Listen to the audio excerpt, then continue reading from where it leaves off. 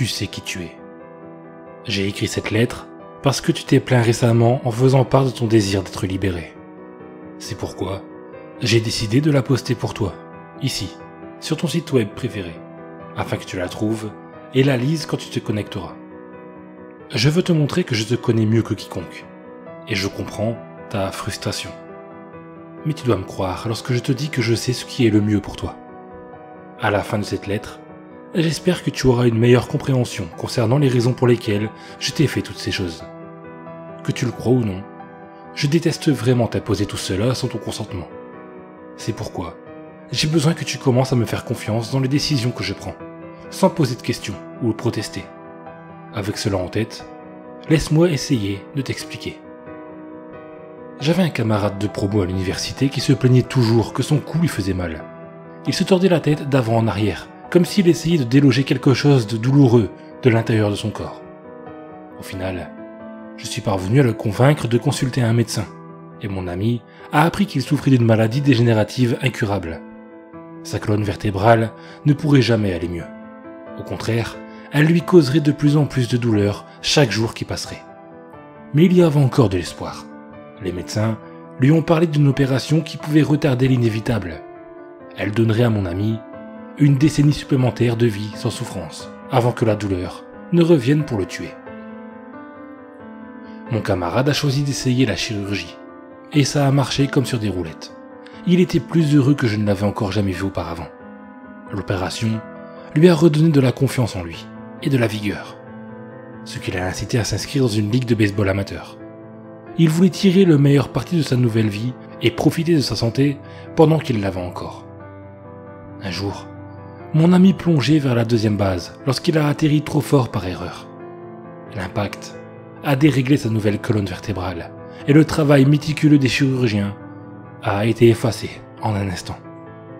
Les médecins lui ont dit qu'il ne pouvait pas réparer les dommages une seconde fois, car son corps ne supporterait pas le traumatisme d'une autre intervention. Il a supplié, mais ils ont refusé de le faire. Il s'est donné la mort un peu plus tard ce jour-là. Ton corps te lâchera, et c'est pour ça que je t'ai mis au fer. Je te protège du risque de te blesser, ou de tomber malade, comme cela arrive si souvent dans le monde extérieur. Je te garde enchaîné, parce que je sais que j'ai trouvé l'endroit le plus sûr possible pour te garder. En étant loin de tout danger, tu vivras sans doute jusqu'à un âge avancé.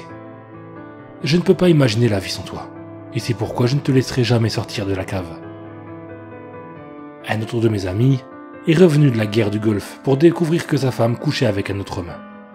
Fier de nature et profondément amoureux de son épouse, mon vieil ami s'est immédiatement mis en colère. Il a menacé de tuer l'étranger qui s'était installé si confortablement dans le lit conjugal d'un autre homme. L'étranger, cependant, était aussi un soldat. Et mon ami n'avait pas remarqué que, sur la table de nuit voisine, il y avait une arme de poing lui appartenant. D'un seul geste, cet inconnu qu'il n'avait jamais rencontré auparavant a pris l'arme et lui a tiré dessus. La balle a transpercé son poumon droit et mon cher ami est mort noyé dans son propre sang. Et il a été assassiné par l'homme qui lui avait volé sa femme. Ton cœur te trompera, et c'est pourquoi je te garde à l'isolement. Si tu tombes amoureux, tu le regretteras sûrement. Je veux t'éviter de souffrir de cette douleur. Même les amitiés ne peuvent la plupart du temps que causer du chagrin à la fin. Je suis la seule personne qui est sûre de t'aimer pour toujours. Pour le reste de ta vie, tu ne connaîtras donc personne d'autre que moi. Savais-tu qu'une des victimes de Jeffrey Dahmer avait failli s'échapper ? Le malheureux garçon s'est enfui nu et mutilé dans la rue. Mais il s'est étrangement retrouvé dans l'impossibilité de s'expliquer devant la police venue enquêter. Vois-tu, Dahmer avait versé un acide fort dans une ouverture qu'il avait creusée dans le crâne du garçon. Le produit chimique corrosif a rongé son cerveau, le laissant stupéfait et néanmoins conscient du danger qu'il courait. Dahmer a parlé à la police parce que sa victime ne pouvait pas le faire et leur a raconté des mensonges pendant que le garçon était assis nu sur le trottoir, hébété. Dahmer a réussi à leur faire croire des choses qui étaient totalement fausses. Il leur a dit que le garçon était en fait un adulte et qu'il ne délirait pas à cause de la torture, mais plutôt parce qu'il avait bu trop d'alcool. Il a affirmé qu'il serait préférable pour toutes les personnes concernées que Dahmer soit simplement autorisé à le ramener chez lui pour qu'il se repose. La police a finalement accepté. Et cette nuit-là, Dahmer a ramené sa victime dans la chambre de torture dont il s'était déjà échappé, à juste titre. Lorsqu'ils se sont retrouvés seuls ensemble, Dahmer a terminé le travail qu'il avait commencé en mettant fin à la vie du pauvre garçon.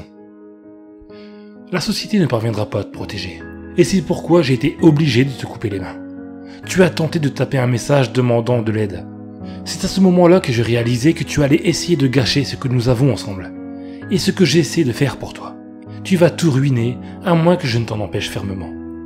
Je sais que tu deviendras rapidement fou sans une certaine forme de stimulation, et je t'ai donc construit l'appareil qui te permet de naviguer sur Internet, même si tu es enchaîné au mur. Cependant, tu ne dois plus jamais essayer de communiquer avec le monde extérieur. J'espère que les moignons arrondis à l'extrémité de chacun de tes avant-bras serviront à te rappeler de ne plus jamais me désobéir.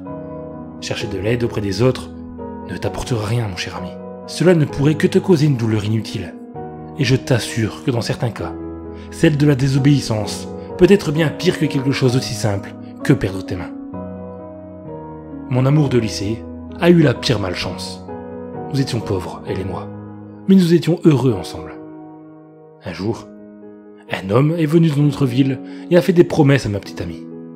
Il convoitait sa beauté, et j'étais impuissant pour l'empêcher de la prendre. Elle voulait s'échapper de notre petite ville, et elle est partie avec lui, à la recherche de la gloire et de la fortune qu'il lui avait assurée. Nous n'avons plus entendu parler d'elle, jusqu'à ce que, 2 ans plus tard, ma chérie soit devenue célèbre, mais pas de la manière qu'elle l'avait souhaité. Son histoire était connue par beaucoup de gens uniquement à cause de la brutalité qu'elle avait subie. Elle a été en soins intensifs pendant quelques jours après avoir été retrouvée, mais elle était bien trop traumatisée pour parler. Nous n'avons jamais appris les détails de ce qu'il lui avait fait, mais ses blessures à elle seule en disaient long. Elle racontait l'aventure d'un homme dépravé au-delà de toute imagination. Un homme qui prenait un réel plaisir à transgresser la décence humaine. Ce type d'homme n'est pas rare. J'espère que cette lettre t'aura aidé à comprendre pourquoi je fais parfois des choses qui semblent être horribles ou cruelles. Je pourrais raconter beaucoup d'autres anecdotes comme celles qui sont écrites ci-dessus. Mais je ne vois aucune raison de t'ennuyer davantage. Lorsque tu me verras ce soir, tu pourras me demander de t'en dire plus sur ce que je sais, et je serai heureux de le faire. Pour l'instant, commence simplement par apprendre à me faire confiance. En plus de ce que je t'ai déjà dit, laisse-moi aussi ajouter ceci. Ton esprit finira par te faire défaut lui aussi. Ta spiritualité, comme un feu, va soit s'éteindre, soit se consumer entièrement. Les valeurs qui te sont les plus chères seront mises à rude épreuve jusqu'à ce qu'elles craquent bruyamment, et le son de leur rupture ne te permettra pas de dormir la nuit. Après cela, ces valeurs s'effondreront entièrement et seront oubliées. Je peux te protéger de toutes ces atrocités, et je jure que c'est la seule chose que j'essaie de faire. Je couperai toutes les parties de toi qui pourraient éventuellement te faire du mal. Je crois qu'un jour, tu me remercieras pour mes efforts. Je te chéris plus que les mots ne peuvent le dire. Éternellement, ton gardien.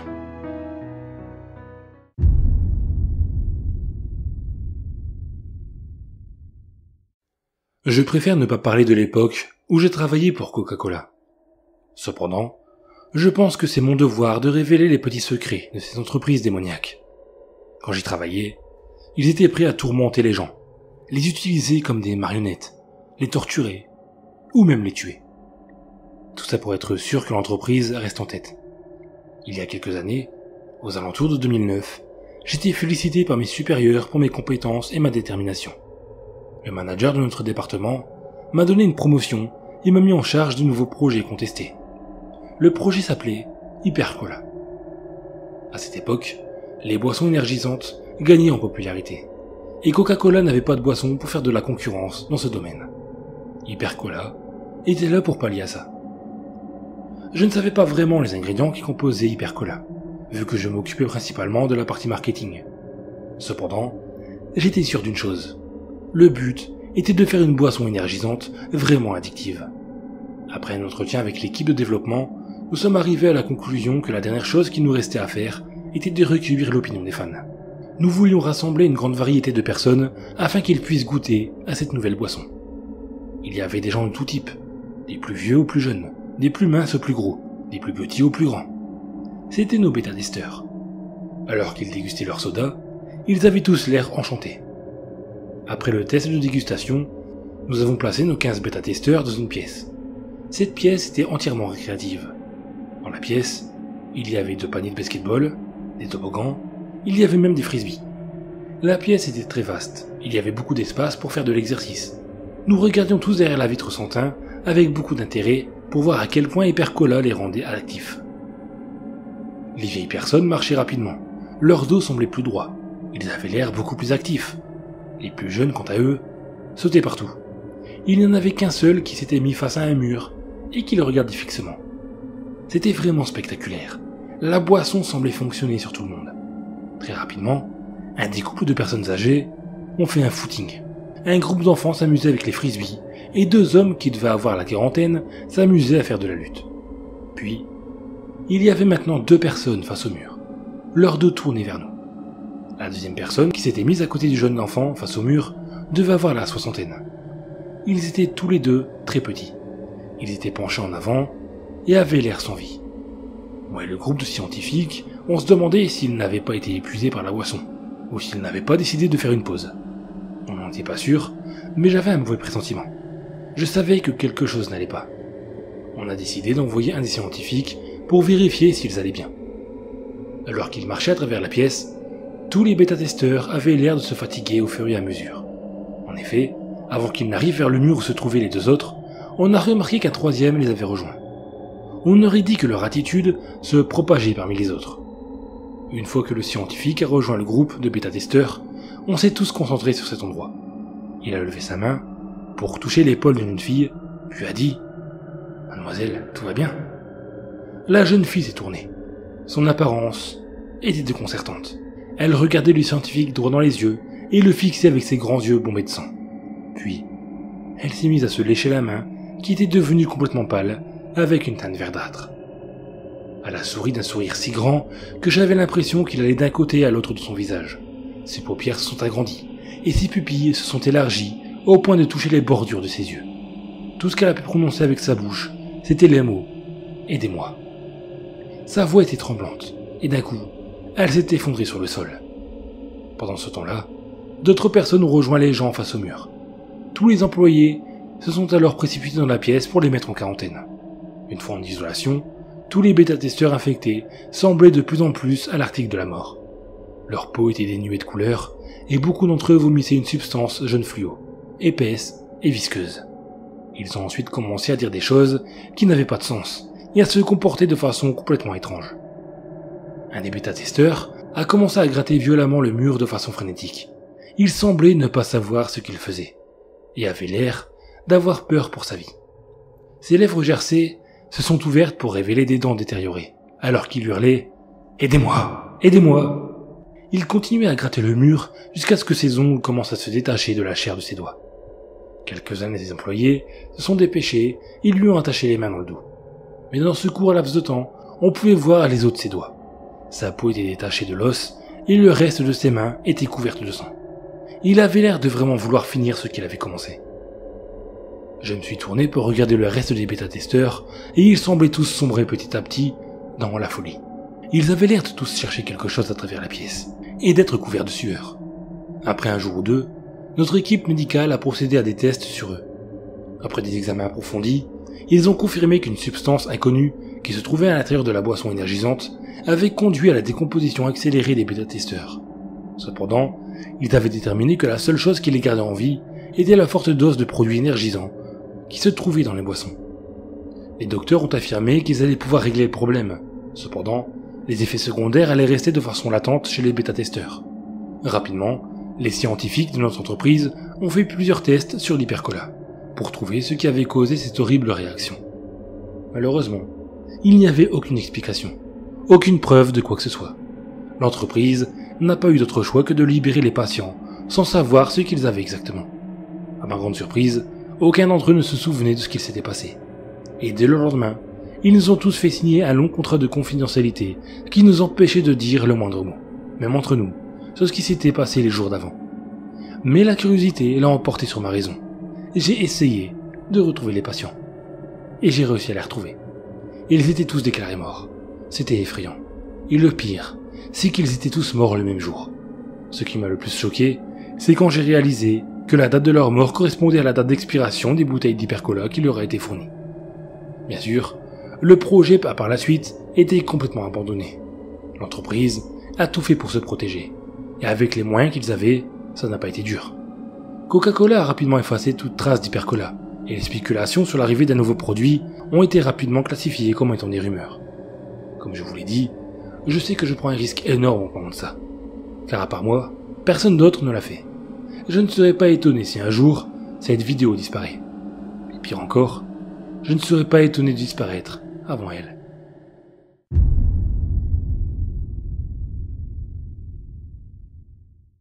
Ça fait environ 2 jours. Ou 3. 3 jours, je crois, depuis que la Jeep d'Andrei est tombée en rade dans la rivière. On s'est fait avoir comme des bleus, réveillés en pleine nuit par une putain de crue de tous les diables. On a réussi à sortir la Jeep sur le bord, mais impossible de la redémarrer. Pour l'instant, on est principalement resté à l'intérieur, à se peler les miches comme pas possible. On a pas mal de bouffe, mais faudrait pas s'éterniser ici non plus. J'écris pas ça comme un testament, loin de là. Plutôt pour me souvenir de cette aventure. Ouais, c'est le mot. Aventure. 13 août 2012. Il commence vraiment à faire froid, et les boîtes de sardines vides puent la mort. On sait absolument pas où on est.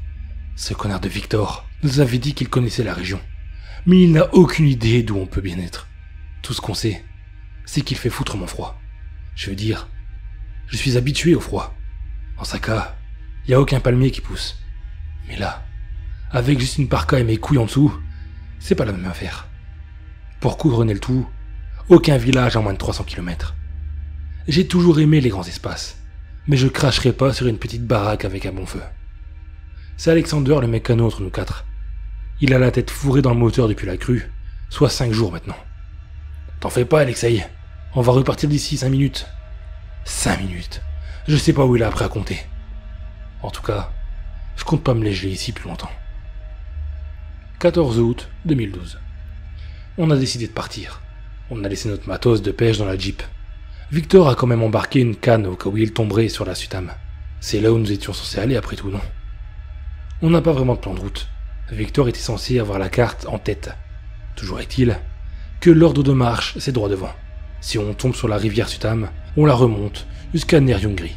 En fait, aucun de nous 4 ne sait exactement où se trouve Nerjungri, ni même si c'est au bord de la Sutam. Mais Victor a dit qu'il se rappelait y être passé une fois. Pas un arbre à l'horizon, pas un point de repère. De la neige, de la terre gelée, des herbes courtes ça et là. J'ai trouvé une barre de chocolat au fond de mon sac. Je l'ai dit à personne. Je me suis assez fait chier à aller en ville pour l'acheter. Et je veux pas en plus la partager en 4. Enfin bon, on verra bien. 15 août 2012. Je commence à penser que le confort de la Jeep était pas si mal que ça. On avait peut-être froid, on pouvait pas vraiment bouger, mais au moins, on était à l'abri du vent. Cette nuit, on a dormi au creux d'un arbre mort. C'était atroce. Le vent ne s'est pas arrêté une seule seconde. Je me suis réveillé au moins 5 fois. Et à chaque fois, le feu était éteint. On commence à manquer de combustible. On n'avait pas vraiment pensé à ça. Et la bouffe part à une vitesse folle. Je sais que par ce temps, il faut beaucoup d'apports caloriques. Mais si on continue à ce train-là, on va devoir se rationner plutôt que prévu. 16 août 2012. Encore une nuit horrible. On a cru que Victor était mort ce matin. Il bougeait pas. Mais il était juste vraiment fatigué. On l'est tous. On a quand même repris la route, et si on s'arrête, on est mort. On est arrivé près d'une petite rivière. Oh non, pas la Sutam. Ce serait trop beau. Non, juste un petit bras d'eau, assez profond pour pouvoir y pêcher toutefois. Andrei et Victor m'ont engueulé quand j'ai lancé la ligne. J'ai oublié leur rituel. C'est des Sibériens. Je peux pas leur en vouloir d'être superstitieux. Ces imbéciles lancent toujours une poignée de tabac dans l'eau avant de pêcher. Une offrande aux veaux dianois. Mais t'avis que si leur veau dianois voulait vraiment s'en fumer une, ils préféraient avoir du tabac sec. Et puis de toute façon, j'ai oublié mon tabac dans la Jeep d'Andrei. En tout cas, j'ai ramené 2 truites et ils étaient bien contents de les bouffer. On reprend la route demain. 18 août 2012. Je n'ai pas écrit hier. C'était assez tendu en fait. On a marché toute la journée, on s'est arrêté 2 heures pour manger les dernières sardines à l'huile. On s'est pas parlé. Je crois qu'on est tous crevés. Victor s'est fait mal en traversant la petite rivière. Il a trébuché sur un caillou peut-être, et s'est foulé la cheville. On a dû ralentir le rythme pour qu'il puisse nous suivre. Alexander l'aide, mais c'est encore plus dur d'aller lentement. On se refroidit, on a l'impression de ne pas avancer. Et je jure que si André prononce une fois de plus « Vaudianois », je le tue moi-même. 19 août 2012. On a trouvé une petite cabane, là, au milieu de nulle part. Il y a juste une petite rivière qui passe juste à côté. Je crois que c'est une cabane de chercheurs d'or. Il y a des tamis un peu partout. On a déjà commencé à les brûler dans la cheminée. La cheville de Victor est dans un sale état. Je crois qu'il s'est cassé quelque chose. En tout cas, cette cabane est une bénédiction. 24 septembre 2012. Ne pas désespérer. Ne pas désespérer. La température est de plus en plus basse. Et on n'a quasiment plus rien pour entretenir le feu. On a commencé à arracher le plancher. On pose nos culs sur la terre froide. On n'a presque plus de bouffe. J'ai plus rien pêché depuis plus de 2 semaines. Victor ne bouge quasiment plus, si ce n'est pour aller pisser dehors. Son pied est noir. Il se plaignait beaucoup au début, mais maintenant, il sent plus rien quand on le pique sous le pied. Je crois qu'il n'en a plus pour longtemps. 26 septembre 2012. Alexander m'a réveillé en pleine nuit. Il a vu Victor discuter avec quelqu'un à bord de la rivière. Moi, j'ai rien vu. Je crois qu'il commence à devenir fou.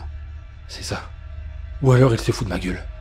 Ce matin, Victor m'a dit qu'il était bien sorti pisser pendant la nuit, mais il s'est endormi avant que je puisse lui poser plus de questions. 27 septembre 2012. Victor est mort. 29 septembre 2012.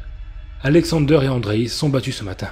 Andrei n'arrêtait pas de dire que Victor est mort par ma faute, que c'est le Vaudianois qui l'a tué. Alexander lui a décoché une droite. Sans un mot. Andrei a été surpris. Ils se sont regardés, et Andrei lui a sauté dessus. On aurait dit des bêtes. J'ai rien fait pour les séparer. Pour une fois qu'il se passe quelque chose. 30 septembre 2012.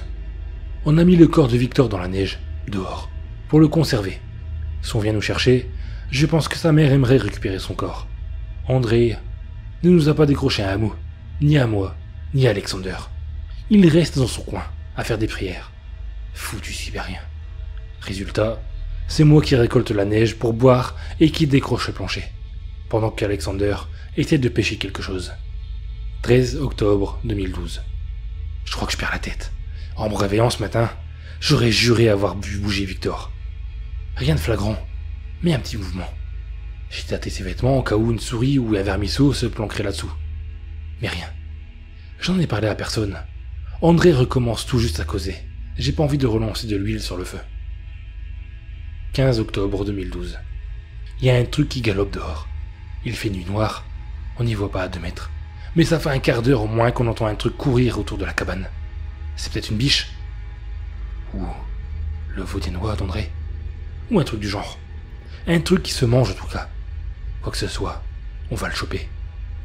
On est sorti avec Alexander, mais il n'y avait rien dehors. Pas même de traces dans la neige. On est pourtant très sûr d'avoir entendu des pas. On peut pas devenir fou tous les 3 en même temps, si. 16 octobre 2012. Il est encore tôt, le soleil vient à peine de se lever. Alexander et André ont réussi à dormir. Pas moi. J'ai encore entendu marcher dehors, mais ça semblait plus loin, vers la rivière peut-être. Et cette fois, je suis sûr de ce que j'ai vu.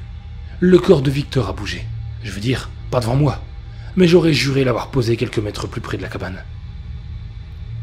24 octobre 2012. Des cadavres.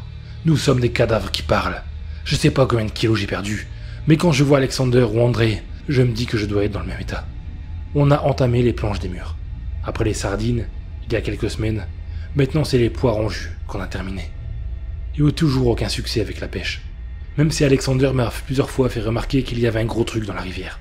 Mais gros ou pas, on n'a rien sorti de cette rivière depuis qu'on est arrivé ici. Le ciel est noir. Je pense que ce qui va nous tomber dessus risque de nous faire mal. 27 octobre 2012. Je sais pas trop si je crois en ce que je vais écrire. J'aimerais que ce soit faux, sincèrement. On a été bloqué 2 jours dans la cabane par la tempête. Pas une seule accalmie. Et c'est nos ventres qui ont réfléchi pour nous. J'ai vu comment Alexander regardait le corps de Victor quand il passait devant, en allant pêcher. Pas de la tristesse, pas du désespoir, de l'envie. Et on a tous ce regard quand on pose les yeux sur lui ces derniers jours. On devait survivre, mais on savait qu'on resterait pas longtemps debout, à boire du bouillon d'herbe et de la neige fondue. On s'est regardé, et on a décidé d'aller chercher Victor en pleine tempête. Je suis sorti le premier, et là j'aurais dû voir une bosse dans la neige. Il n'y avait rien. J'ai fouillé avec mon pied, mais il n'y avait strictement rien. On s'est enfermé dans la cabane depuis. Si un ours a emporté le corps de Victor, il doit encore être dans les parages. Si bien un ours. 5 novembre 2012. Alexander est sacrément malade. Il tousse en s'en décrochant les poumons. C'est moi qui m'occupe de pêcher. J'ai attrapé un poisson hier. Plus rien depuis. André ne dort plus la nuit depuis que le corps de Victor a disparu. Il jette tout un tas de choses dans la rivière quand la nuit tombe. Hier soir, il a jeté sa montre. 7 novembre 2012. On est peut-être sauvé. Je pourrais pleurer. J'ai pleuré d'ailleurs. Le chercheur d'or est venu. Un vieil homme, très vieux. Sa peau ressemble à de l'écorce d'arbre. J'étais en train de pêcher quand je l'ai vu.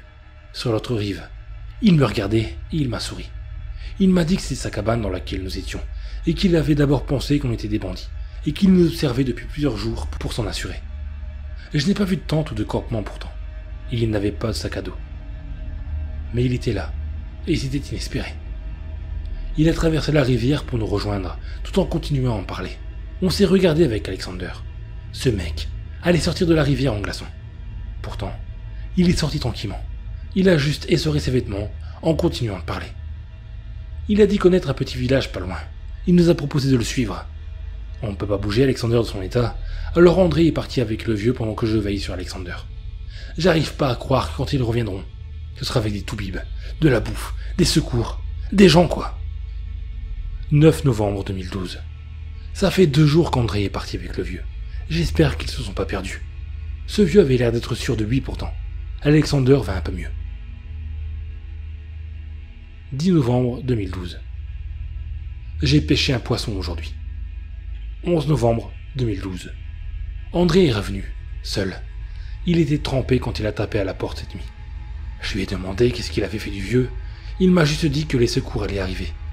Depuis cette nuit, il bouge pas. Il nous fixe tour à tour, Alexander et moi. Il est assis près du feu, mais ses vêtements sont toujours aussi trempés. Ce con a toute une flaque autour de lui.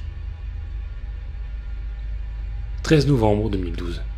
Mais qu'est-ce qui lui a pris? Putain, mais qu'est-ce qui s'est passé dans sa tête à ce fils de pute d'André? Il a essayé de me tuer. Il a essayé de me noyer. J'étais en train de pisser près de la rivière, juste devant le coucher de soleil. Il est arrivé comme un fou derrière moi, et m'a fait tomber en avant.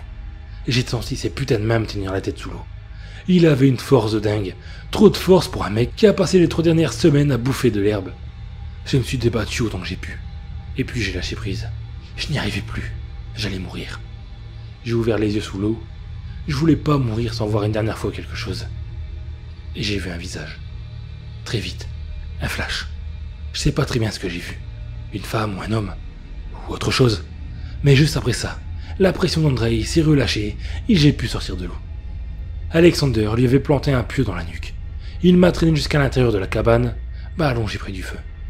J'ai repris mes esprits et on a rentré le corps d'André. Ses vêtements étaient toujours trempés. On les a enlevés. Et on a pété un plomb. Je sais pas si c'est l'adrénaline, l'hystérie ou la faim. C'est sûrement la faim. Mais on s'est mis à découper André. Calmement. L'instinct sûrement. Mais le corps n'était pas chaud. Au toucher, on aurait dit qu'il était mort depuis plusieurs heures. Ça ne nous a pas arrêtés. On s'est regardé coupablement.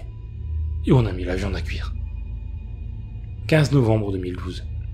J'essaie de ne pas penser à ce que je mange. Je vomirai, je pense. Alexander fait pareil. Je le vois lever les yeux au ciel quand il avale. 16 novembre 2012. Quelque chose a tapé violemment à la porte cette nuit. On s'est réveillé en sursaut. On s'est pas rendormi. 17 novembre 2012. C'était encore pire cette nuit. J'ai cru que les murs allaient tomber. Grognements, coups dans les murs, traces de pas dans les neiges. Faut qu'on se tire. Vers où, je ne sais pas. Mais on doit pas rester ici. Alexander me dit qu'on devrait arrêter de manger André. Il pense que c'est lié, d'une certaine manière. C'est un peu tard. Il ne reste pas grand-chose de lui. 18 novembre 2012. On part. Personne ne lira ce journal, et j'ai pas franchement envie de le garder. J'ai pas envie de me souvenir de ce qui s'est passé ici. La température a encore chuté, et la neige nous arrive jusqu'aux genoux. On sait vraiment pas où on va aller, mais je préfère mourir en tentant de m'en sortir que de rester ici avec ces Chose. J'aurais juré avoir vu le vieux chercheur d'or ce matin, en regardant par la fenêtre, du coin de l'œil. Je nous souhaite bonne chance. Personne ne le fera pour nous.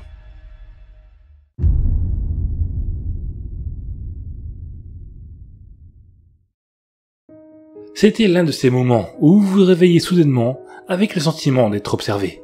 Vous savez, le moment où même si vous êtes peut-être dans une position inconfortable, même si les couvertures ont peut-être glissé sur le côté, laissant une partie de votre dos exposée, vous vous abstenez de changer de position afin de ne pas provoquer votre observateur sombre et inconsistant.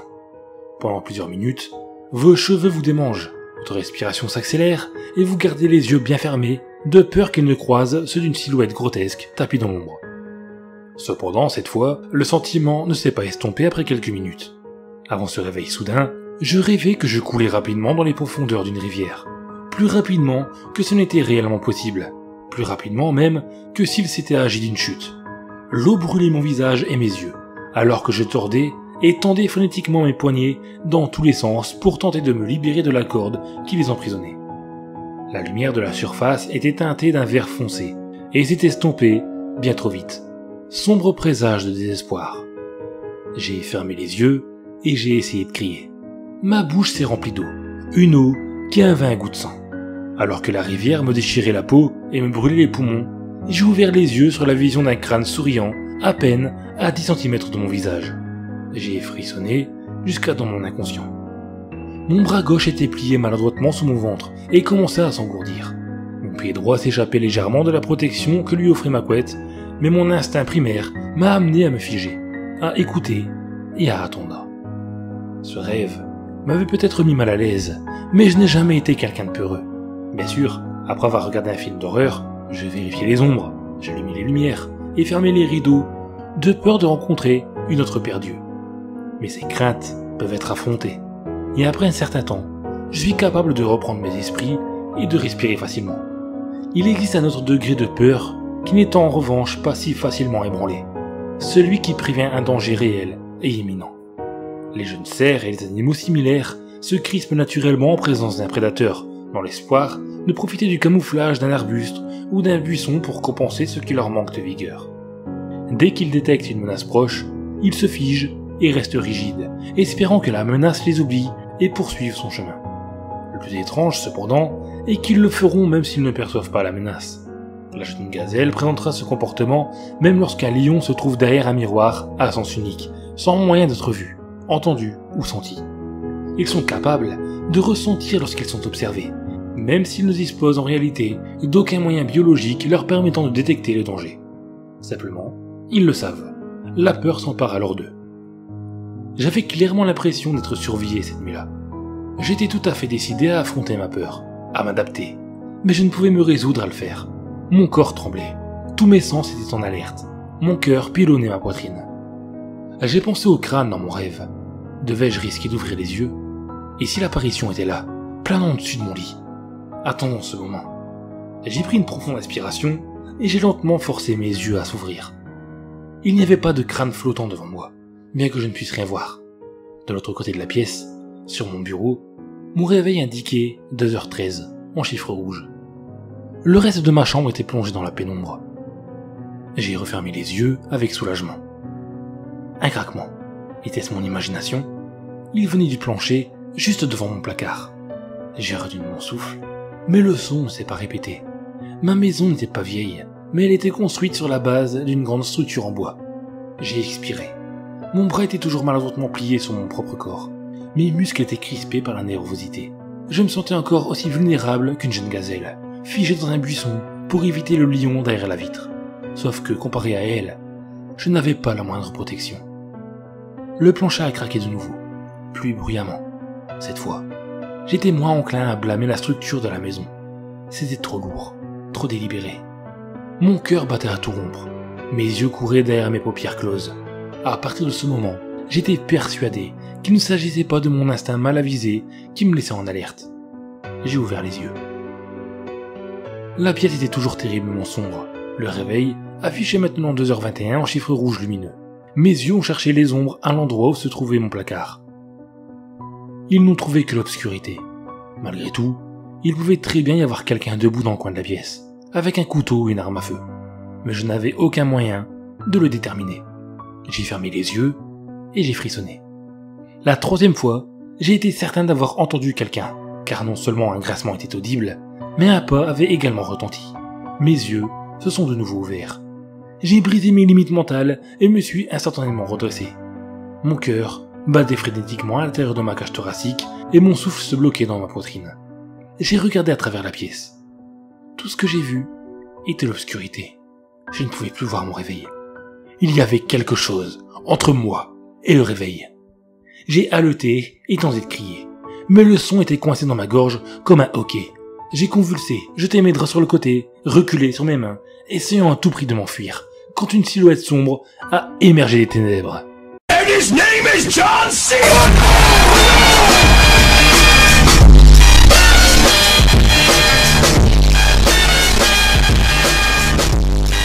Les trompettes ont sonné, les projecteurs sont allumés, et avant même que je ne m'en rende compte, j'ai été frappé par un ex-militaire de 110 kilos, devenu lutteur professionnel. Il m'a envoyé un incroyable crochet du droit, en pleine face. Mon visage pleurait, mais mon cœur ne connaissait que le plaisir à l'état brut. Il m'a soulevé au-dessus de sa tête et m'a projeté au sol de toute sa puissance. Les trompettes sonnaient. J'ai souri alors que je saignais. John Cena se tenait là, au-dessus de moi, arborant un sourire confiant. N'oubliez pas de vous brosser les dents, les enfants, a-t-il dit de sa voix profonde et puissante. Bien sûr, ai-je pensé. Il m'a jeté hors du ring. J'ai ri. Merci, John Cena.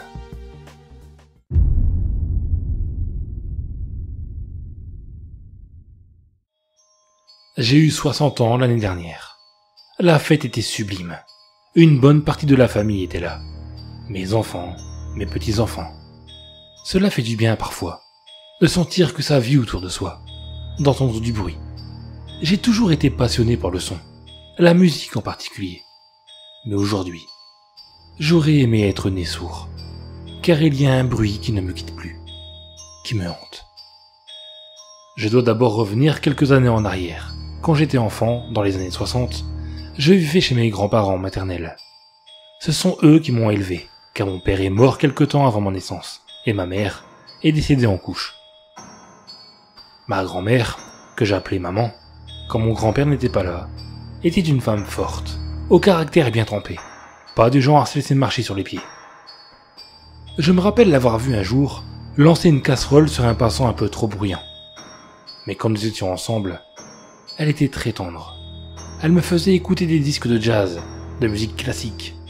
C'est elle qui m'a fait découvrir la musique latine. J'aimais beaucoup son nom, Narayac. Ce nom m'évoquait l'aventure. Allez savoir pourquoi. Narayac était d'origine péruvienne. Elle était parvenue à glisser un 33 tours de Maquito, le cubain, dans la collection de vinyles de mon grand-père. Presque tous les jours après l'école, lorsque mon grand-père partait jouer à la pétanque, je restais avec elle et nous finissions inévitablement par danser sur ce vieux 33 tours. Petit à petit, ma grand-mère remarqua que je ne mimais plus la guitare, mais les maracas. Et en effet, j'étais obnubilé par ce son. Je le trouvais doux. Il glissait comme du sable qu'on aurait lâché sur une feuille de papier. Et le rythme m'emportait loin. Ça pourrait paraître ridicule aux yeux d'un enfant d'aujourd'hui, mais n'ayant pas la télé, c'était le seul contact avec le monde auquel j'avais accès. Je rêvais de partir en Amérique du Sud. Tous les soirs, j'obligeais presque ma grand-mère à me parler de son enfance au Pérou. Et je m'endormais, m'imaginant là-bas, en train de jouer les maracas. Maintenant, je sais que les maracas ne sont pas vraiment des instruments typiques du Pérou. Mais à l'époque, je faisais naturellement l'association entre les deux. Un soir, pendant les vacances d'été de 67, j'ai fait une découverte. Il était presque l'heure de souper, mais mon grand-père n'était toujours pas rentré de la pétanque. Ma grand-mère, maman, était donc sortie pour aller le chercher, non sans râler et promettre de lui donner un bon coup de canne. Je suis ainsi resté seul à la maison, chose qui m'était très rarement arrivée. Je suis resté assis devant le tourne-disque, à écouter Maquito agiter ses maracas dans un rythme effréné. Quand la musique a laissé place au grésillement de l'aiguille frottant le vinyle, la nuit était tombée. Mes grands-parents n'étaient toujours pas rentrés, et le souper refroidissait doucement sur la table. Mon grand-père m'aurait sans doute frappé si j'avais commencé à manger sans lui. C'était un homme discret, froid même. Il n'avait jamais eu un geste tendre à mon égard. Maintenant, je pense qu'il m'en voulait d'avoir en quelque sorte coûté la vie à ma mère lors de ma naissance. La moindre bêtise était synonyme de coup.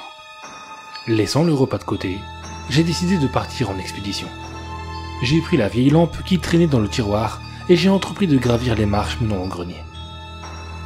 Le faisceau de lumière braqué sur la vieille porte poussiéreuse du grenier, j'avançais tout doucement. Je savais que l'on m'avait formellement interdit de monter là-haut, mais ce qu'il y avait dans cette pièce m'intriguait. Ou plutôt, le fait de ne pas savoir ce qu'il y avait. J'ai ouvert doucement la porte, essayant de faire le moindre bruit possible, bien que personne ne fût là pour m'entendre. Mon excitation est retombée presque aussitôt. La pièce était vide, mis à part un vieux carton affaissé dans un coin. N'étant pas monté ici pour rien, j'ai décidé d'aller fouiller ce dernier, lequel était rongé par les souris, qui se cachaient et m'observaient sûrement. À l'intérieur, il n'y avait pas grand-chose. En réalité, même s'il y avait eu des centaines de pièces d'or, je ne m'en serais pas souvenu. J'étais fasciné par l'éclat rouge vif qui scintillait dans le faisceau de lumière de ma lampe. Mon cœur battait à toute allure. J'avais l'impression que cet éclat de couleur m'hypnotisait. J'ai écarté du dos de la main le reste du contenu du carton, quoi que c'était. Et mon cœur a failli s'arrêter. C'était une paire de maracas. Vous n'imaginez peut-être pas, ou vous ne vous rendez pas compte, de ce que ça représentait pour moi. C'était comme si un fan de David Bowie, un fan condamné, trouvait le chanteur en tenue de concert, prêt à chanter tout son répertoire dans sa salle de bain en rentrant chez lui. Je ne les ai pas touchés tout de suite, je les ai observés de longues minutes. Je me posais toutes sortes de questions, qui se sont évaporées à l'instant où j'ai posé la main dessus.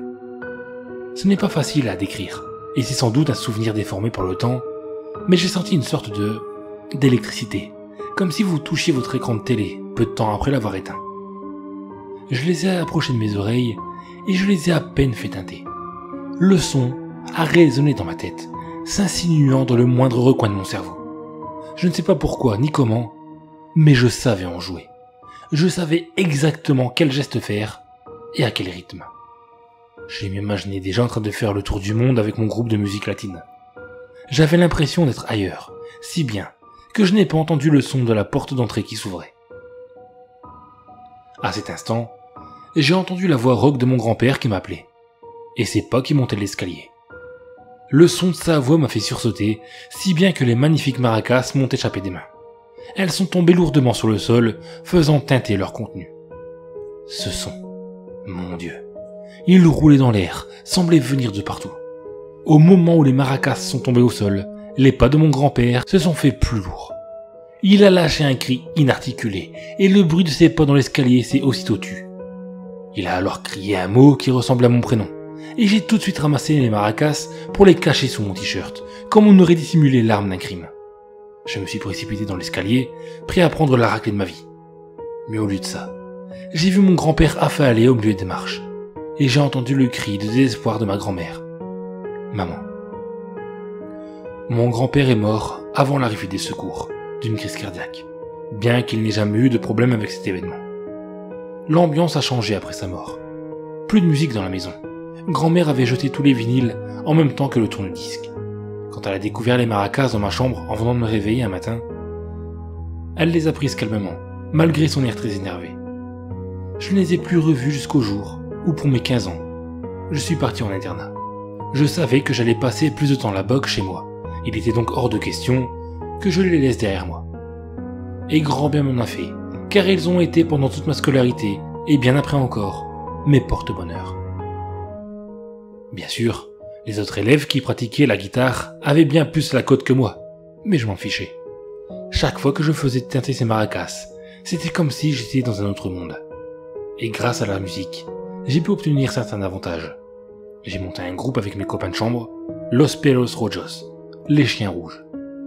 Je ne sais pas d'où nous est venu ce nom, mais grâce à notre groupe, nous pouvions ne pas être présents à certains cours pour répéter, avant de se produire au spectacle de fin d'année. Et à chaque fois, je partais dans mon monde et secouais mes maracas comme un diable. On a plusieurs fois essayé de me les voler, ou de les casser. On pouvait facilement voir que j'y tenais à ces maracas, cela se savait. Il y avait pas mal de petits cons, excusez-moi l'expression, qui n'avaient pas le talent nécessaire pour jouer d'un instrument, qui préféraient alors embêter ceux qui savaient en jouer. Mais là aussi, j'ai eu de la chance. La fois où Michel, le grand escogriffe de terminal, était rentré en douce dans ma chambre pour me voler mes maracas. L'armoire lui était tombée dessus, lui fracturant l'épaule gauche. Celui qui m'avait jeté une pierre en pleine tête alors que nous répétions, avec les chiens rouges, avait failli se tuer en glissant dans les douches. Mais moi, j'ai continué comme si de rien n'était. Ces maracas et mon groupe étaient ma raison de me lever le matin. Bien plus tard, vers la trentaine, toujours avec Los Pelalos Rojos, nous faisions la tournée des bars de musique latine. Contre une soirée de boissons gratuites, nous jouions jusqu'à la fermeture. Il faut l'avouer, c'était souvent des bars malfamés, où l'ambiance tournait quelquefois au vinaigre quand un gaillard éméché sortait une lame et la collait sous le menton d'une autre personne tout aussi imbibée. Cependant, je m'en suis toujours sorti indemne. Ou presque. Un soir, alors que nous rangeons notre matériel, je rangeais mes maracas dans un sac en velours rouge. Un énorme type nous a ordonné de continuer à jouer. Nous lui avons alors répondu que le bar fermait et que nous allions rentrer chez nous. Il m'a fracassé une chaise sur le dos et m'a frappé au sol avant que mes amis le maîtrisent. Quand 3 jours plus tard je suis allé à la gendarmerie pour confronter ce fou furieux, les gendarmes m'ont fait part de son absence. Il ne viendrait pas. Il était mort quelques heures après notre rencontre, renversé par un bus de nuit, à quelques rues du bar. Vers mes 40 ans, j'ai arrêté les concerts et j'ai laissé Los Pelalos Rojos continuer leur route. Nous nous sommes réunis 1 ou 2 fois depuis, mais j'avais décidé de me concentrer sur ma famille. J'avais 2 enfants, Miguel et Gabriel. Gabriel est mort à 22 ans, après une très grave dispute à propos d'un mariage. La dernière fois que je l'ai vu, le soir de la dispute, la discussion avait été houleuse et il m'avait giflé. Je suis resté abasourdi. Il a passé la porte, l'a claqué, et je ne l'ai jamais revu. Sa voiture est sortie de la route sur le trajet qui menait à chez lui. Je regrette chaque mot que j'ai pu lui dire ce soir-là. Tout ceci nous mène à l'anniversaire de mes 60 ans. Il y avait du monde, une bonne partie de la famille, ce qui comptait le plus pour moi. Mon fils Miguel m'avait fait la surprise d'inviter Jean-Jacques et Bruno, les 2 autres chiens rouges. Los Pelalos Rojos étaient réunis pour un dernier barou d'honneur. Jean-Jacques avait sorti sa guitare, Bruno son clavier. Il ne manquait plus que mes maracas. Miguel avait tout prévu. Mon petit-fils, Sébastien, est apparu au balcon qui surplombait la cour avec mon sac rouge en velours. Cela faisait une éternité que je n'avais plus vu mes maracas.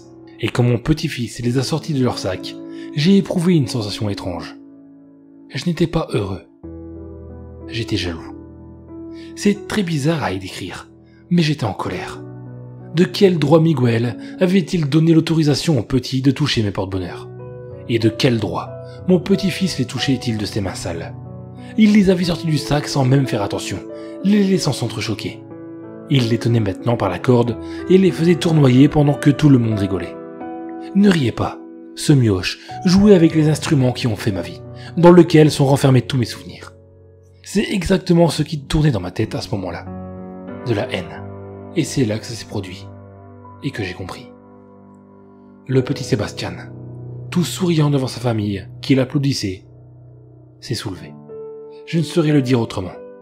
Il s'est soulevé, comme si une paire de bras invisibles l'avait attrapé, ne lui laissant aucune chance de s'échapper. Presque aussitôt, il a basculé par-dessus la rambarde du balcon. Tout le monde a crié. Sauf moi. Je crois être le seul à avoir vraiment vu le petit se soulever. Il n'est pas simplement tombé. Il a été poussé.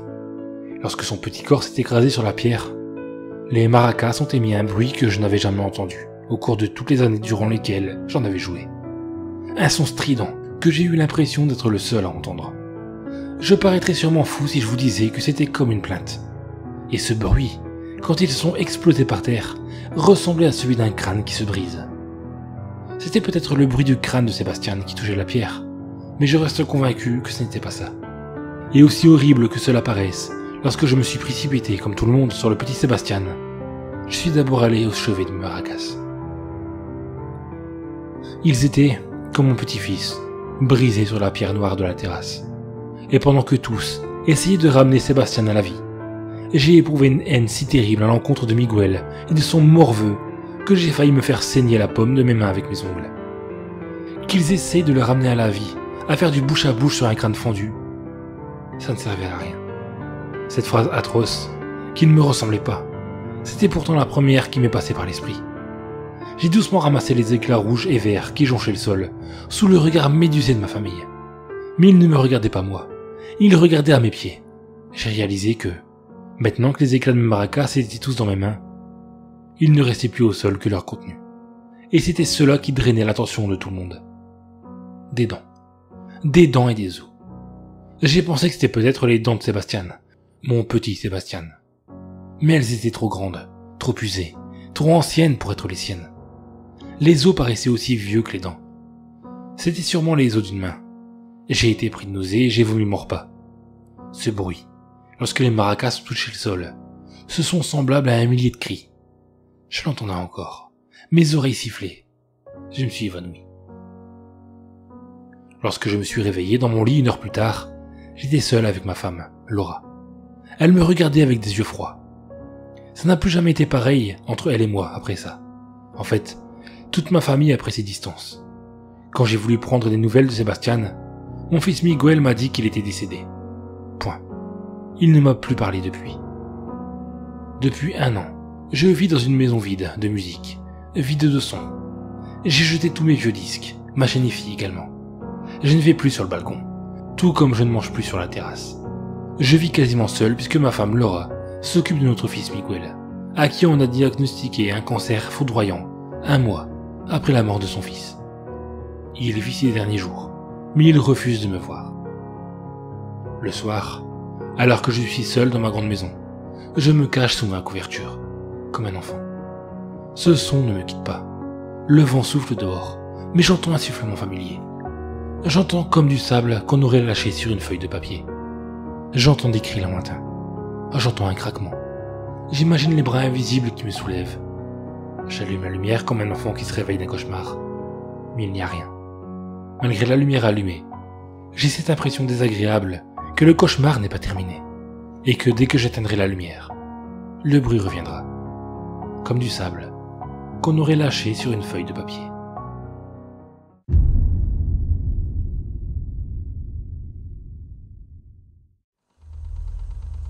Bonjour, je m'appelle Fang, j'ai 15 ans. J'ai décidé de raconter mon histoire avant d'en finir avec la vie.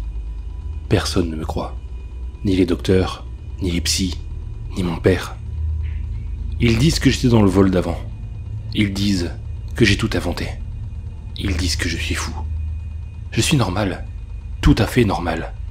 Alors peut-être que les lecteurs de ce site consacré aux morts suspectes me croiront. Si vous voulez copier mon histoire sur d'autres sites, n'hésitez pas à le faire. Vous avez mon accord. Mettez juste que c'est l'histoire de Fang de Pékin. Et dites qu'elle est vraie. Surtout qu'elle est vraie, et que je n'ai rien inventé. J'étais bien dans ce vol, et il s'est passé quelque chose pendant, mais je ne m'en souviens plus. Alors ouais, dites tout ça aux autres, et ne transformez rien. Ma mère avait 43 ans quand les événements se sont produits. J'avais 13 ans en 2014. Ma mère et moi revenions d'un voyage en Malaisie. On avait pris ce fameux vol. Pas celui d'avant, ni celui d'après. Le fameux vol. Dès qu'on a posé un pied à l'aéroport, j'ai trouvé ma mère différente. Changée. Sans vraiment comprendre pourquoi. Sa main était glaciale, mais je me suis dit qu'elle avait peut-être pris froid pendant le vol. Pourtant, le soir même de notre retour, quand j'ai été me coucher et que je lui ai dit bonne nuit, son baiser sur mon front était aussi glacial que sa main. Et le bruit de son baiser, un long bruit de succion. Elle m'embrassait rarement sur le front. Elle disait que c'était les vieillards qui embrassaient comme ça. Et jamais aussi longtemps. Le premier soir, j'ai trouvé ça vraiment étrange, puis j'ai fini par m'y habituer. Même à la froideur de ses lèvres. Enfin non, pas vraiment, puisque dès qu'elle avait le dos tourné, je m'essuyais le front en lui demandant de bien fermer ma porte. Ce n'était pas que j'avais peur de ma mère, mais je détestais ses baisers bruyants en pleine nuit. Oui, un autre truc qu'elle ne faisait jamais avant le vol.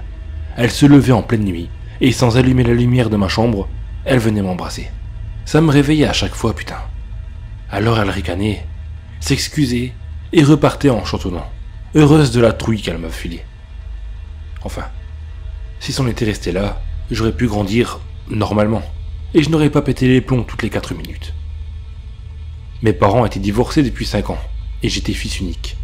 Joe, c'était ma voisine et ma nounou quand j'étais haut comme 3 pommes. Un après-midi, une semaine après notre retour de Malaisie, Cho m'a demandé de m'asseoir et m'a questionné au sujet du comportement de ma mère. Cho trouvait qu'elle était différente depuis notre retour. Elle l'a trouvée dans la lune, et ses pertes de mémoire commençaient à sérieusement l'inquiéter. Elle disait aussi qu'elle prétendait avoir un garçon de mon âge, en Malaisie, et qu'elle lui avait promis de le retrouver bientôt. Enfin, Cho m'a demandé si j'avais remarqué que ma mère perdait ses cheveux. Je lui ai répondu que je n'en savais rien. Elle m'a alors montré une grosse touffe de cheveux noirs, au reflet acajou, identique à ceux de ma mère. Ça m'a un peu effrayé. C'est à ce moment précis que j'ai commencé à observer plus attentivement ma mère et à noter des détails dans un carnet secret. J'avais 13 ans quand je l'ai écrit, et j'ai corrigé les fautes d'orthographe, mais excusez-moi s'il en reste. Samedi 8 mars 2014. Maman est restée en pyjama jusqu'à midi. D'habitude, après le petit-déj, elle se maquille et s'habille, même pour rester à l'appart. Puis elle m'a dit qu'elle allait chez le coiffeur. J'ai alors cru qu'elle allait se changer, mais à la place, elle a pris une paire de ciseaux dans le tiroir de la cuisine. Puis elle est montée à l'étage et s'est enfermée dans la salle de bain. J'ai l'observé par le trou de la serrure. Devant la glace, toujours avec son pyjama sur le dos, elle a coupé de grandes mèches de ses longs cheveux noirs. Je pouvais voir sa nuque s'éclaircir. Le pire, c'est qu'elle les a coupés de travers. Les cheveux tombaient sur les épaules de son pyjama, dans le lavabo, sur le meuble et le tapis de douche. Elle qui était si maniaque s'en fichait. Puis elle a posé la paire de ciseaux et a fait une chose tellement dégueulasse que j'en frissonne encore. Elle a ramassé tous ses cheveux, en a fait un tas, puis a pioché dedans. Après en avoir pris une bonne poignée, elle les a portés à sa bouche et a commencé à les mâcher. J'ai posé une main sur ma bouche pour ne pas crier. Elle s'est retournée vers la porte en mâchant toujours ses cheveux. Elle a froncé les sourcils, ses yeux bleus m'ont semblé devenir noirs. Elle a marché doucement vers la porte comme un chat vers sa proie. J'ai bondi jusqu'à ma chambre qui était fort heureusement à côté de la salle de bain, et j'ai sauté dans mon lit. Mon cœur battait à tout rompre. J'ai entendu le grattement de la porte, puis ses pas ont fait craquer le plancher. Ensuite sa tête, juste sa tête, a dépassé de l'encadrement. Les yeux écarquillés, elle me regardait. Heureusement, j'avais un livre sur mon lit et je faisais semblant de lire. Après une bonne minute d'observation, elle m'a demandé si j'allais bien, et je lui ai répondu que oui, sans la regarder. Elle est repartie et s'est de nouveau enfermée dans la salle de bain. Dimanche 9 mars 2014. Je n'ai pas bien dormi cette nuit. J'ai fait plein de cauchemars. Je voyais ma mère m'arracher les cheveux avec ses dents, puis les manger en ricanant. Du sang me coulait sur le visage et ma mère le léchait. C'était horrible. Heureusement qu'elle s'est comportée normalement aujourd'hui. Sinon, je me serais enfui chez papa. J'ai voulu aller en parler à Cho, mais elle est partie en week-end. Hâte qu'elle revienne. Lundi 10 mars 2014. J'ai encore mal dormi et fait le même cauchemar. Qu'est-ce qui se passe? Ma mère était normale avant le voyage, et même dans l'avion. Enfin, je crois, car j'ai dormi tout le long du vol. Je suis allé voir Cho et je lui ai expliqué pour les cheveux. Elle a été choquée et m'a dit qu'elle allait en parler à un ami qui est psycho. Quelque chose. Elle a aussi dit de ne pas en faire et de continuer à lui dire comment elle se comportait. Ah oui, elle doit encore me montrer un truc que ma mère a perdu sur son paillasson. Enfin, elle n'est pas sûre que ce soit à elle. Mardi 11 mars 2014. Toujours le même cauchemar. En pire à cause du doigt. C'était le truc que Cho devait me montrer. Elle m'a demandé si c'était à moi, et je lui ai dit que non. Et puis, il était bien trop grand. Et puis bien trop long aussi. Ah oui, c'était un doigt en plastique. Sans ongles, en silicone, pas en chair humaine comme j'ai cru au début. Il n'appartenait pas à ma mère non plus, puisque j'en ai compté 10. Ses cheveux ont repoussé. C'est comme si elle ne les avait jamais coupés. Et je n'ai pas envie qu'elle les mange encore. Chouette, demain c'est mercredi, et Cho m'emmène au cinoche. Vivement que tout redevienne normal. Mercredi 12 mars 2014. J'ai trouvé Cho très étrange. Elle n'a pas dit un mot de tout le film. Ni après. Quand on est arrivé à notre étage, elle m'a demandé si elle pouvait fouiller la chambre de maman. Je lui ai dit que je ne savais pas. Elle a insisté et m'a fait promettre de ne rien lui dire. C'était pour sa guérison qu'elle a dit. Mais d'abord, il fallait comprendre. Cho a trouvé un ongle peint avec du vernis rouge. Le même que maman. Cho l'a essayé sur le doigt, et ça rentrait dans l'empreinte de l'ongle. Quand maman est rentrée dans la maison, j'ai discrètement vérifié ses mains, et il ne manquait ni doigt, ni ongle. J'ai juste trouvé sa peau un peu dure, et toujours froide. Mais je m'y étais habitué. Jeudi 13 mars 2014. Je crois que je ferai ce cauchemar toute ma vie. En plus de m'arracher les cheveux avec ses dents, ma mère me crevait aussi les yeux avec ses ongles. Puis, elle les croquait en riant. C'était horrible. J'ai pris l'habitude d'avoir une bouteille d'eau à côté de moi. Après un cauchemar, j'en bois un peu, ça me calme. Cette nuit, la bouteille était vide. Je me suis levé pour la remplir, et quand je suis passé devant la porte de la chambre à maman, j'ai entendu des cris étouffés. J'ai eu si peur que tout mon corps tremblait. Malgré ça, je voulais savoir ce qui se passait. J'ai alors regardé par le trou de la serrure. Je voyais le visage de ma mère et une partie de son corps allongée sur le lit. Elle dormait la bouche grande ouverte. Les petits cris étouffés semblaient venir de là. J'ai pensé qu'elle faisait un cauchemar. J'ai aussi remarqué près de sa table de nuit un verre avec 2 billes blanches à l'intérieur. Ça brillait un peu. Je n'avais jamais vu ça avant, même quand plus jeune je dormais avec elle. Puis, j'ai été remplir ma bouteille et je me suis recouché. J'ai réussi à me rendormir. Vendredi 14 mars 2014. Jo est morte. Des années plus tard, j'ai su la cause de sa mort, asphyxie des poumons par écrasement des côtes. Je l'ai appris après être rentré du collège. Il y avait des flics qui allaient et venaient chez elle. Maman était déjà là. Elle avait pris son après-midi. C'est elle qui me l'a dit pour la mort de Jo. J'ai pas joué les durs, j'ai pleuré. Je lui ai même demandé de dormir avec elle en lui racontant pour les cris étouffés de la nuit dernière. Elle m'a ri au nez et m'a demandé de me mêler de mes affaires. Je ne sais pas pourquoi, mais j'ai un mauvais pressentiment. Je redoute la nuit qui arrive. Je n'ai tenu mon journal que 6 jours, car après la nuit, du vendredi au samedi, je n'ai plus été capable d'écrire quoi que ce soit. Cette nuit-là a changé le cours de mon existence et a irrémédiablement modifié ma vision des choses sur un monde soi-disant normal. Pour oublier la mort de Jo, ma mère m'a apporté un McDo. Elle n'a pas versé la moindre larme pour une de mes meilleures amies. C'était à peine si elle s'en rendait compte. J'ai trouvé ça un peu choquant, mais j'ai mis ça sur son comportement étrange. Je me disais qu'elle allait finir par réaliser que d'ici quelques jours, notre voisine était bel et bien morte. Pendant le repas, devant la télé, je ne cessais de regarder ses mains, ses yeux, ses cheveux. Je ne sais pas pourquoi, mais je ne les trouvais pas naturels. C'était juste une impression, pas une certitude. Sans doute avais-je en tête ce doigt en plastique que Jo m'avait montré, et ce cauchemar qui laissait une saveur glauque à mes journées. Son bisou du soir sur mon front s'est aussi avéré plus court et moins bruyant que d'habitude. Et puis elle m'a serré fort dans ses bras. J'ai cru qu'elle allait m'étouffer. Puis, elle m'a dit une phrase que je n'oublierai jamais. Même la mort ne nous séparera pas. Je me suis alors dit que ma mère m'aimait beaucoup, et j'ai rapidement trouvé le sommeil, toujours dans l'espoir d'un retour au calme. En pleine nuit, mon inconscient m'a alerté de quelque chose et m'a doucement réveillé. J'ai aussitôt entendu des cris étouffés. J'ai eu peur pour ma mère et j'ai bondi du lit. Allongée sur les couvertures, ma mère dormait la bouche grande ouverte.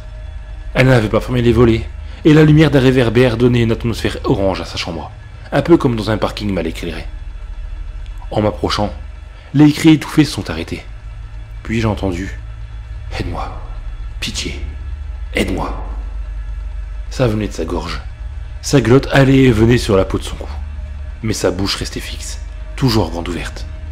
Le verre sur la table de nuit a fait un bruit étrange, comme s'il se déplaçait. J'ai regardé, et j'ai vu que les 2 boules étaient en fait des yeux en verre de couleur bleue, comme ceux de ma mère, et ils me fixaient. De peur, j'ai failli pisser dans mon froc. J'ai de nouveau entendu « Aide-moi, pitié, aide-moi » sortir de sa gorge. Après un craquement sinistre, 2 orbites vides me fixaient horriblement.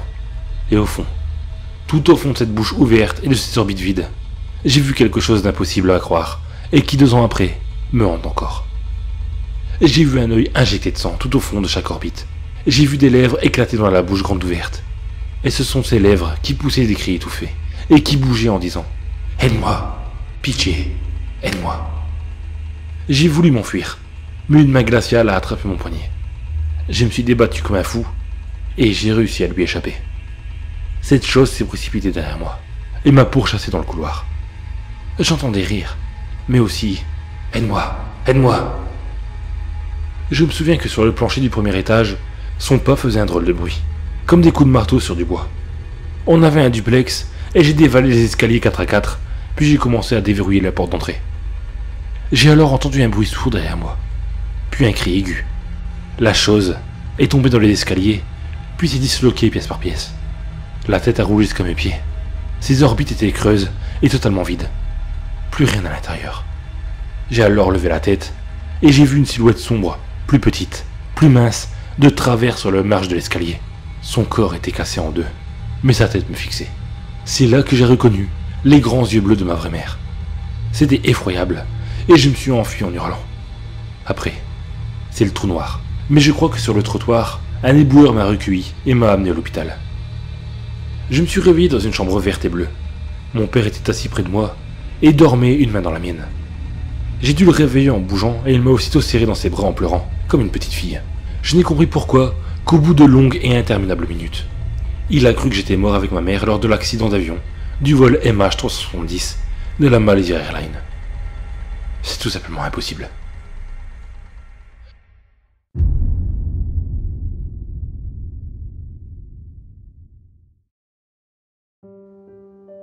Dans une petite ville, nichée dans un vieux quartier calme, il y a une maison.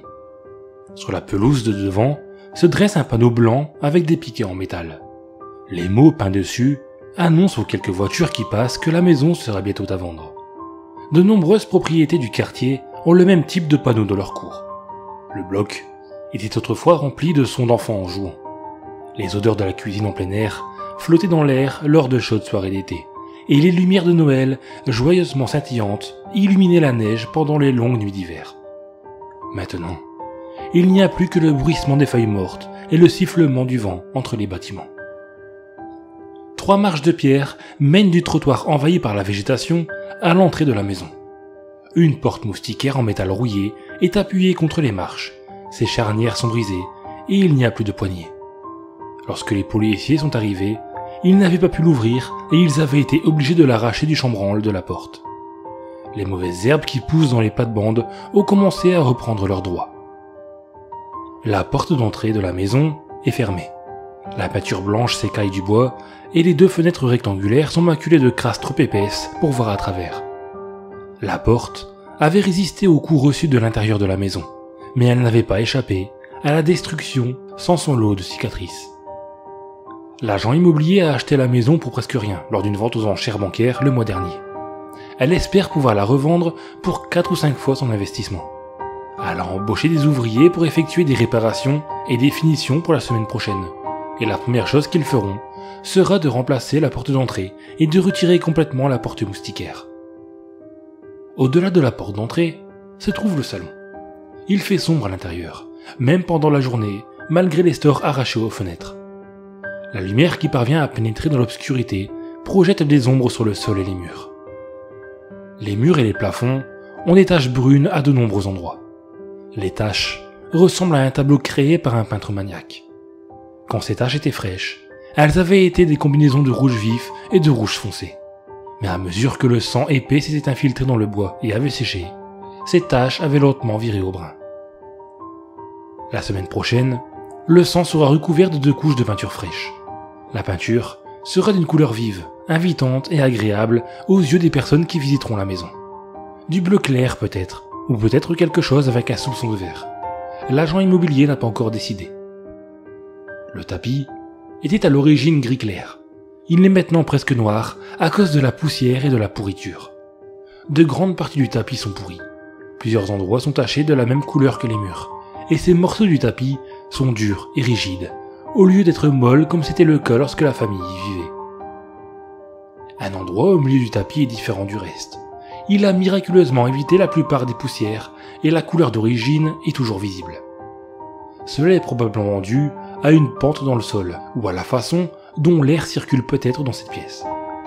Quelqu'un avec une tendance romantique et une connaissance de la façon dont les corps ont été retrouvés, cependant, remarquerait rapidement qu'il s'agit du même endroit où les doigts de l'homme et de la femme se sont touchés depuis leur dernier acte de se tenir la main pour l'éternité. Le tapis sera complètement remplacé la semaine prochaine. Le nouveau tapis sera très similaire à l'ancien. Il sera juste propre et frais. Il n'y aura pas un seul indice pour les acheteurs potentiels que 2 personnes étaient mortes dans la pièce. Une porte mène à la cuisine. On y trouve encore des taches, bien qu'elles soient moins nombreuses et plus éloignées que celles du salon. Le comptoir, couvert de poussière, manque de gros morceaux sur un côté. Une longue fissure descend une section près de l'endroit où se tenait le four. Le plancher de bois franc présente une série de rainures profondes qui s'éloignent du comptoir et se dirigent vers les portes vitrées donnant sur la cour arrière. Ils avaient été creusés dans le sol lorsque le four avait été arraché de sa place et jeté à travers la pièce. 2 trous marquent l'arrêt de l'appareil. Une autre marque est moins visible. C'est une petite entaille dans le sol, dans le coin de la cuisine. Elle mesure à peine 1 pouce de largeur, mais elle descend presque 2 fois plus profond dans le bois. Des morceaux de métal tranchants dans la pointe d'un couteau à découper sont encore incrustés au fond de l'entaille. L'agent immobilier a obtenu une bonne affaire sur un nouveau comptoir et un nouveau revêtement de sol dans un magasin de fourniture locale. Le magasin fermait ses portes en raison du départ à la retraite du propriétaire. Et tout était fortement réduit. Cependant, elle a dû payer au détail le four et elle n'en est toujours pas satisfaite. Une demi-douzaine de marches en moquette descendent de la cuisine à la salle familiale. Les murs qui bordent les escaliers sont couverts de rayures. L'homme de plus de 100 kilos avait essayé de s'appuyer contre le mur alors que la petite fille l'avait traîné d'une main sur les marches, les doigts de sa main droite s'enfonçant profondément dans la chair sous son menton. Cela avait été en vain. Les seuls résultats de sa tentative d'arrêter l'inévitable avaient été les égratignures sur le mur et les ongles cassés. Les rayures sur un mur se réparent facilement, bien sûr. Une petite quantité de pâte à reboucher, appliquée avec un couteau à mastic, un peu de temps pour les laisser sécher, et un léger ponçage, et tout ce qu'il faudra pour préparer le mur à repeindre. Une demi-heure de travail pour cacher toutes les preuves d'un homme luttant pour sa vie, contre les forces impossibles de sa fille. La pièce au bas des escaliers était à l'origine un sous-sol, mais la famille l'avait transformée en salle familiale peu de temps après avoir emménagé dans la maison. L'air sent le moisi et le renfermé, et la poussière flotte dans l'air dans la faible lumière que laisse passer la demi-fenêtre près du plafond. Le tapis est dur à cause de l'humidité absorbée et craque bruyamment lorsqu'on y met du poids. Les murs semblent noirs de loin, mais ils sont en réalité d'un rouge profond. Ils sont tachés comme les murs du salon, mais contrairement à ceux-ci, ils sont entièrement recouverts. Il est si épais et uniforme qu'on dirait que le sang a été appliqué avec un rouleau à peinture, et sur ces murs, le sang reste rouge vif au lieu de virer au brun. C'est dans cette pièce que la maison avait pleuré du sang. Le liquide épais était descendu du plafond et le long des murs en larges bandes, recouvrant et violant tout ce qu'il touchait. L'odeur du fer sature encore la pièce. Cette pièce sera la plus difficile à réparer pour les ouvriers. Le sang a souillé les murs trop complètement pour être recouverts. Les ouvriers retireront les cloisons sèches existantes et installeront des panneaux à la place. Les panneaux ne seront pas aussi robustes que les cloisons sèches retirées, bien sûr. Mais la plupart des acheteurs potentiels ne remarqueront pas la différence et cela permettra à l'agent immobilier d'économiser des coûts supplémentaires. Une fois cela fait, les ouvriers remplaceront la garniture le long du bas du mur avant de retirer le tapis et de le remplacer également. L'odeur sera un problème. L'odeur du sang a tendance à s'attarder. Il faudra plusieurs jours d'aération de la pièce pour s'en débarrasser. La porte de l'autre côté de la salle familiale relie l'intérieur de la maison au garage. Cette marche en béton, flanquée d'une rampe en bois, mène au rez-de-chaussée. Le garage est grand, assez large pour que des voitures puissent être garées à l'intérieur tout en offrant un espace de rangement. L'agent immobilier considère qu'il s'agit de l'un des principaux arguments de vente de la maison. La chaîne de l'ouvre-porte de garage automatique pend du rail. Il est bouclé en forme de nœud coulant. La peau qui avait été coincée entre un certain nombre de maillons a été retirée par la police à titre de preuve, mais il reste encore quelques poils individuels qui ont été oubliés. Les ouvriers n'auront pas besoin de faire grand-chose pour réparer le garage. Ils rattacheront la chaîne à l'ouvre-porte, balayeront les clous éparpillés et le verre brisé, et s'assureront que le boîtier électrique dans le coin est conforme aux normes. À la fin de chaque journée de travail, ils se retrouveront dans le garage pour fumer et boire des bières, et aucun d'entre eux ne remarquera qu'une petite partie du sol en béton, à droite de l'escalier, est juste un peu plus sombre que le reste. Dans le salon, se trouve la dernière série d'escaliers de la maison, ceux qui mènent au 2e étage. Ce sont sur ces marches que la femme a été renversée alors qu'elle suppliait sa fille d'arrêter. Son corps a été projeté si fort du haut qu'elle a complètement raté les marches et a atterri avec une fissure écœurante dans le salon. Il n'y a donc rien à réparer. Le couloir à l'étage semble en bon état. Derrière les murs et sous-sols, cependant, se trouvent d'innombrables fissures qui témoignent des dommages structurels qu'il a subis. Alors que la femme reculait avec horreur vers les escaliers, le couloir se tordait et se détordait, comme s'il s'agissait d'un être vivant essayant de l'envelopper. L'agent immobilier n'est pas au courant de ces dommages, mais même si elle le savait, elle ne voudrait pas dépenser plus d'argent qu'il n'en faudrait pour le réparer.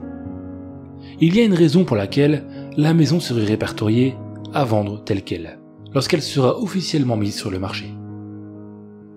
Il y a 4 portes dans le couloir à l'étage. Peu importe combien de fois l'agent immobilier les a ouvertes, elles sont à nouveau fermées quand elle part et revient. Elle est sûre que cela est dû à un sol inégal et elle s'est fait un devoir de ramasser les butées de porte avant la première journée porte ouverte programmée. La pièce la plus proche de l'escalier, sur la droite, est la salle de bain.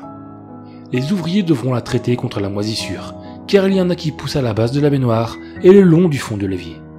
Les joints autour des toilettes devraient également être remplacés. De l'eau avait coulé du lavabo, des toilettes et de la baignoire. L'eau avait jailli avec une grande force, comme un geyser jaillissant de la salle de bain. L'eau était sombre et trouble, remplie d'eau usée et d'huile. Elle avait éclaboussé toutes les surfaces et avait court-circuité les prises électriques juste en dessous du miroir.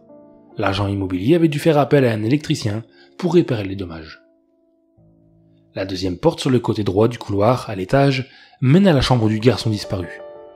Bien que ce soit maintenant très faible, un soupçon d'odeur d'œuf pourri imprègne toujours la pièce. L'agent immobilier espère que ce sera complètement parti au moment où les ouvriers arriveront. Mais si ce n'est pas le cas, elle leur fera nettoyer la pièce du sol au plafond. Rien ne rebute plus les acheteurs potentiels qu'une mauvaise odeur. Les ouvriers devront nettoyer au moins le plafond, même si l'odeur s'est dissipée. Des marques noires ressemblant à des brûlures de cigarettes géantes le recouvrent. Ils forment un motif complexe de cercles et de triangles entrelacés. Il y a quelque chose de déconcertant dans les dessins. Les regarder de trop près rendrait une personne nauséeuse. L'agent immobilier et la police en ont fait l'expérience. Les ouvriers nettoieront les marques du mieux qu'ils pourront, avant de peindre le plafond. Une fois la peinture sèche, ils appliqueront du stuc par-dessus. Cela aidera à dissimuler les marques de brûlure qui restent. La chambre principale se trouve être la première porte à gauche dans le couloir. C'est la pièce la plus étrange de la maison. La peinture est absente du haut des murs, mais elle recouvre les garnitures murales et les bords du sol. Cela donne l'impression qu'elle avait en quelque sorte glissé sur le bois, ou d'avoir comme fondu. L'agent immobilier n'a aucune explication. La paire de vitres est embuée en permanence. Bien qu'à première vue, il semble qu'elle soit simplement recouverte d'une saleté, c'est le verre lui-même qui est trop flou pour voir à travers. Les cadres sont déformés au point de ne plus pouvoir être ouverts. Des empreintes de mains de couleur noire sont visibles, à plusieurs endroits de la pièce. Ce sont des mains d'enfants, petites et minces avec des doigts courts. La plupart des empreintes de mains sont maculées, mais quelques-unes d'entre elles sont si intactes et parfaites que toutes les lignes et courbes sont facilement visibles. Même les spirales des empreintes digitales sont nettes et sans taches. Les murs seront repeints, les fenêtres seront remplacées, les empreintes de mains seront effacées. Le bois sera remplacé si nécessaire. Rien ne laissera penser que quelque chose d'anormal s'est déjà produit. La dernière porte du couloir s'ouvre sur la chambre de la fille. Contrairement à toutes les autres pièces de la maison, il n'y a rien qui puisse immédiatement être signalé comme étant à réparer ou nécessitant une couverture. C'est la plus petite des chambres, et elle peut sembler un peu étroite, mais sinon, elle ressemble à n'importe quelle autre chambre de n'importe quelle autre maison. Contre un mur, se trouvait le lit de la jeune fille. Elle avait adoré sauter dessus, même si ses parents lui avaient dit 100 fois de ne pas le faire. À côté de son lit, avait été posée sa petite commode à 2 tiroirs. La lampe licorne qui avait été placée était son objet préféré. Un tas d'animaux en peluche de toutes formes et de toute taille s'était dressé contre le mur opposé. Le plus gros des jouets était un éléphant rose que son père avait gagné pour elle au festival d'automne. À l'intérieur du placard se trouvaient ses beaux vêtements. Sa mère les avait appelés vêtements de soirée, ceux qu'elle ne portait que dans les belles occasions. Pendant la journée, sa mère avait joué avec elle au goûter et aux poupées. Chaque soir, son père lui racontait une histoire avant de l'embrasser sur le front et de l'aborder. Son frère n'était pas souvent venu dans sa chambre, mais quand il le faisait, il donnait des voix idiotes aux animaux en peluche et les emmenait dans des aventures encore plus idiotes. Il y avait eu du bonheur dans cette pièce. Le rire avait rebondi sur les murs. Des sourires avaient été logés sous son plafond. L'amour avait été partagé.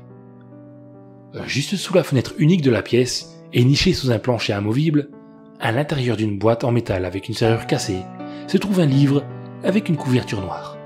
Il y a des marques découpées dans la couverture avec une lame acérée comme un rasoir. Des marques qui forment des signes étranges. Certaines formes ressemblent au motif des marques de brûlure dans la chambre du garçon, mais la plupart sont différentes, plus complexes. Le matériau de la couverture est déchiré par endroits. Les pages jaunissent et craquent avec l'âge au fur et à mesure qu'elles sont tournées. Le livre est dans la maison depuis des décennies, et il a été écrit il y a beaucoup plus longtemps que cela. C'est un livre qui n'aurait jamais dû être ouvert, surtout par des petits doigts. Dans une petite ville, nichée dans un vieux quartier calme, il y a une maison. C'est une maison de folie et de mort. Dans 2 semaines, elle ressemblera à n'importe quelle autre maison, et elle sera à vendre.